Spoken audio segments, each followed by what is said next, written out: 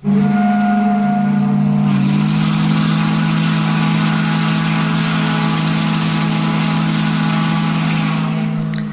tape, made up by William Allison in March 1984, is a rough outline of steamboating on the Thompson and Shuswap waterways from 1866 to the late 30s, when the last steamboat, the Whitesmith, was dismantled. There were 22 of them altogether. Most of the steamboats operating on the Thompson River and Shuswap waterways were built and gone long before I was born in 1908, so I do not know much about them except stories told me by the old-timers when I was young and some of the books I have read.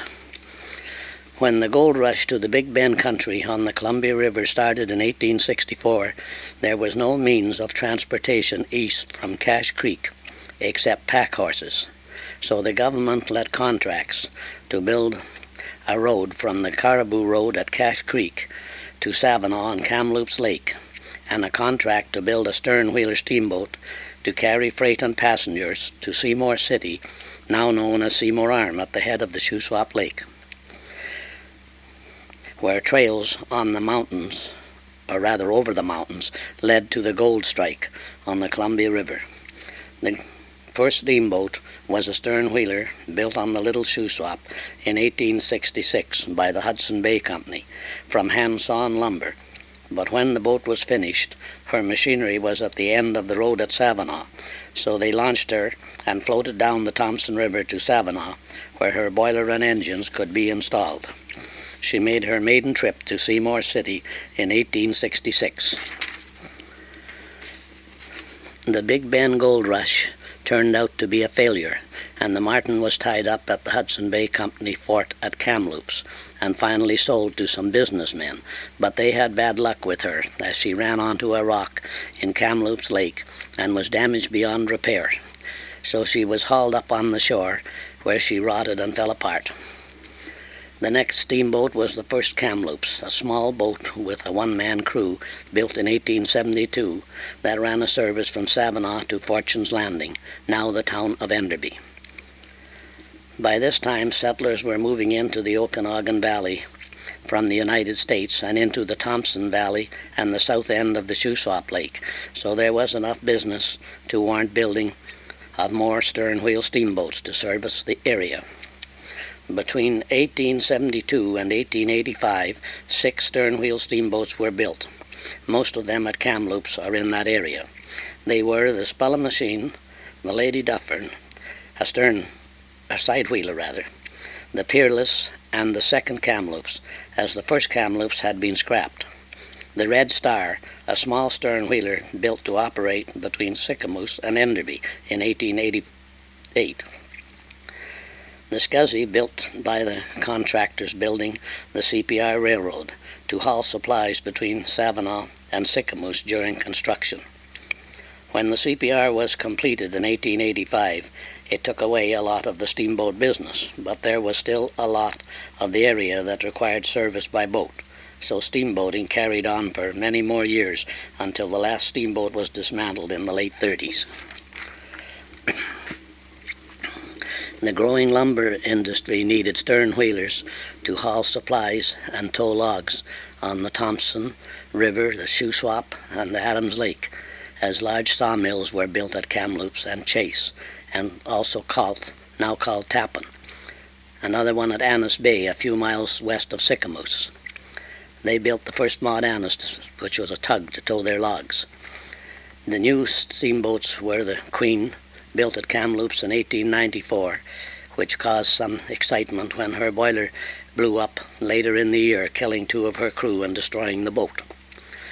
2 more new boats were built in 1895, the Thompson and the Selkirk, which was top-heavy and capsized on the Thompson River, but was refloated and finally shipped on 2 flat cars to Golden, where she ended her days on the Columbia River. By 1897, only 2 stern-wheel steamboats, the Thompson, built in 1895, and the Ethel Ross, which was built in 1897, were still in service. The next stern-wheeler built was the Riffle, built in 1902 for the Lamb Watson Lumber Company for a towboat. Then the Florence Carlin, built in 1906 for the Columbia River Lumber Company, and the C.R. Lamb in 1907 for the Arrow Lakes Lumber Company. In 1908, Captain Ward built the Silver Stream, but it was not profitable by that time. So in 1910, he sold her to the Arrow Lakes Lumber Company, and she was renamed the Andover. In 1909, the Adams River Lumber Company had 2 new stern wheelers built to tow logs and haul freight for logging operations. The A.R. Helm for service on Adams Lake, and the Crombie for service on the Shuswap Lake. In 1912, the last and biggest stern wheeler was built at Kamloops. She was the distributor and was 143 feet long, built to haul railway supplies for the construction of the CNR, which followed the North Thompson River north from Kamloops. But when the railway was finished, so was the distributor, so she was dismantled at Kamloops, and the hull was towed up onto the Shuswap Lake, where she was used as a barge to haul lumber from a small sawmill at Albass, and after which it was abandoned and finally ended up on the beach at Seymour Arm, where people cut up a lot of the hull for firewood. But there are still some parts of the old hull bottom visible up there. When land was opened for settlement at Seymour Arm by the Seymour Arm Estates, a land development company, the mail and freight service was by small gasoline-powered motorboats. But later on, the government arranged a subsidy to run a regular service. The Arrow Lakes Lumber Company, with offices in Kamloops, got the contract, and the first steamboat used was the Maud Annis, a steam tugboat originally owned by the sawmill at Annis Bay and used for towing their logs. In the winter, they pushed a steel-clad barge ahead of the tug to break a channel through the ice. When the ice was too thick to push through, they would back down the channel and get up a full head of steam and charge into the ice until they came to a stop, and keep repeating this process until they reached their destination. If that was not possible to keep the channel open, they loaded horses and sleighs on the barge and unloaded them onto the ice and hauled the freight over the ice. Later on, the stern wheeler, the Andover, was used during the ice-free part of the year, and when it came to the end of its days, the C.R. Lamb was reconditioned and used on the ferry service until 1929, when the Whitesmith was built. The first Maud Annis was finally replaced by a second Maud, built at Albass, which was just a steel-clad barge type with the machinery out of the first Maud Annis, and used as an icebreaker in winter. Sometime in the late 20s, the Arrow Lakes Lumber Company gave up providing the transportation on the Shuswap Lake, and the Shuswap Transportation Company was formed by Captain J.J. Smith and a partner, Frank Whitehead, and with government assistance, they had a new boat built, the Whitesmith, an icebreaker, built at Sicamous in 1929. It was not really a good icebreaker because of her 2 decks, and could only push through the ice if possible, but could not back up and ram into the ice in case they would damage or shift her high superstructure. I do not know if it was poor materials or poor design, but by 1937 she was in need of expensive rebuilding, for which there was no money available. So she was tied up and dismantled, and the hull sold for a barge, which finally sank at the west end of Sicamous, and that was the end of steamboating days on the Thompson-Shuswap waterways. Captain J.J. Smith bought a gasoline engine-powered boat and continued a service between Sicamous and Seymour Arm until he fell overboard and drowned. His son Frank Smith continued the service, and later, with government assistance, had a diesel-powered boat built, which he sold to the Mackey brothers at Sicamous, who still operate the ferry service on Shuswap Lake with the addition of another diesel-powered boat. Captain J.J. Smith operated boats on the Thompson and Shuswap waterways longer than anyone else, and was well known to all the settlers around the lake as a good friend as well as the captain. If you needed anything, all you had to do was write out your needs, and he would shop around at Sicamous or Salmon Arm for you. I made many trips on the steamboats and spent most of the time either at the steering wheel or helping load or unload freight or loading wood, as all the steamboats burned cordwood in 4-foot lengths, which was a source of income to the settlers around the lake. Of course, I never paid any fare either. The settlers and camps all kept a long pole with a flag of white cloth attached to the top, which they would be on the beach waving if they wanted the boat to call to their landing. We all felt very sad when the last steamboats were gone, as they had been part of a way of life for so many years, and our only contact with the rest of the world, as of course there were no roads to the head of the lake in those days.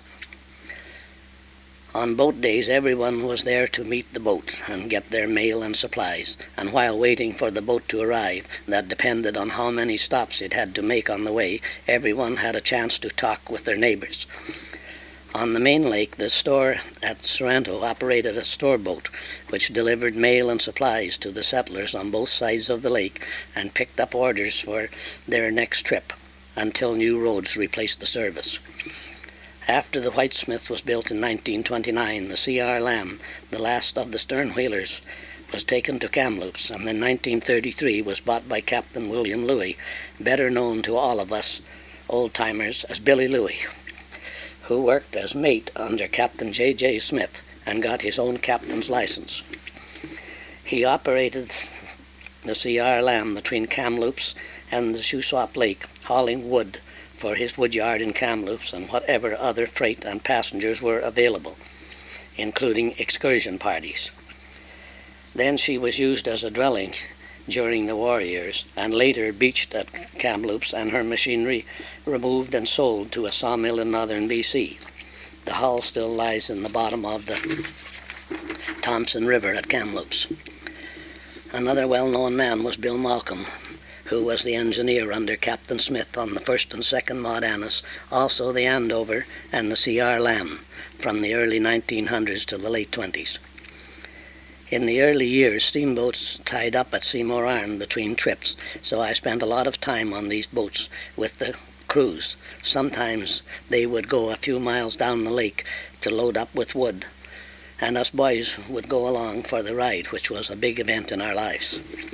When the Crombie, the Adams River towboat, showed up at Albass, 4 miles down the lake, all us boys would go out in rowboats to meet her, and Captain Laird would stop that big boat while the crew loaded us and our boats on board, and we were all set for a great day. The first thing was to head for the galley, where the Chinese cook would stuff us with pie and cake, and then to the pilot house, where Captain Laird would put us up on a high stool, and with some assistance from him, we would be a captain for a little while.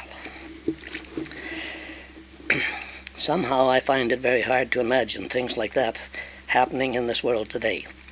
Most of the steamboats were dismantled and burned at Kamloops, except the Red Star, which was tied up at Enderby after the railway branch line was built to Okanagan Landing in 1892, and it fell apart there.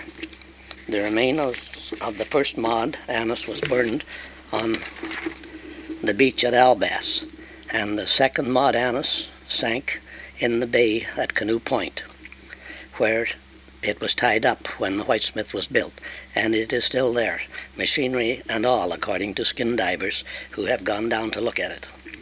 The remains of the Whitesmith are sunk at the west end of Sycamoose. The remains of the A.R. Helen lie on the lake bottom at the lower end of Adams Lake. The Crombie was dismantled at Chase. The Florence Carlin was dismantled and at the south end of Tappan Bay, called Colt at that time. All that is left of that 70-year era now are some small parts of the C.R. Lamb in the museum at Kamloops and the propeller from the second Maud Annis, which Mr. Reddy and his sons, who are skin divers, managed to retrieve and is now in the museum at Salmon Arm. Well, I think that's about all that I know about the steamboating, so we'll call that